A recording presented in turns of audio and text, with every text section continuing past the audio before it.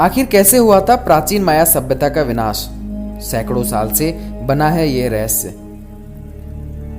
दोस्तों, अगर आपने इतिहास पढ़ा होगा तो माया सभ्यता के बारे में कुछ ना कुछ जरूर जानते होंगे। वैसे तो यह प्राचीन सभ्यता है जिसके बारे में वैज्ञानिकों को भी बहुत कम ही पता है और इसलिए इस सभ्यता को किसी रहस्य से कम नहीं माना जाता।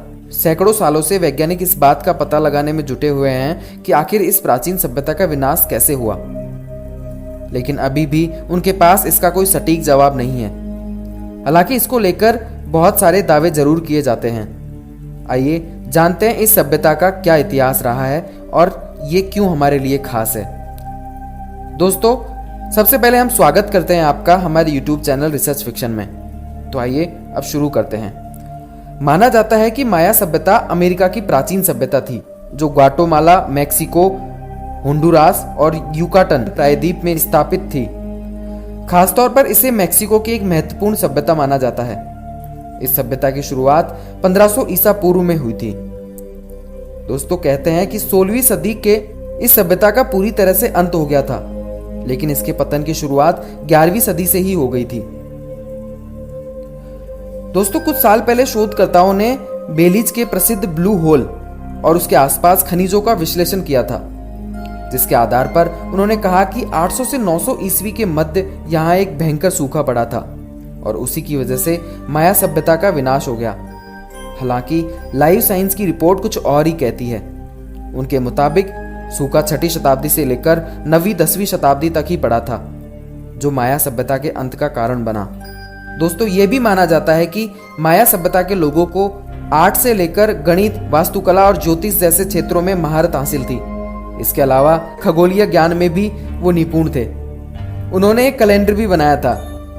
इसे माया सभ्यता का कैलेंडर कहा जाता है। शायद आपको पता ना हो, लेकिन माया सभ्यता के कैलेंडर में इस बात की भविष्यवाणी की गई थी कि 2012 में दुनिया खत्म हो जाएगी। हालांकि यह भविष्यवाणी गलत साबित हुई थी।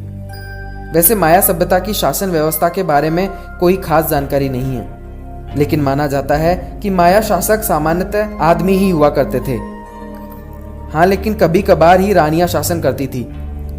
इस सभ्यता में राजा का पद पैतृक होता था, जिसके मुताबिक उसकी मौत के बाद उसका बड़ा बेटा ही राजा बनेगा।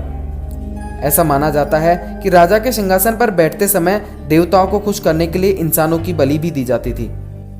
मैक्सिको में मौजूद चिचेन इट्जा को माया सभ्यता द्वारा बनाया एक बड़ा शहर और मुख्य केंद्र माना जाता है। ये यूनेस्को के विश्व धरोहर में शामिल है।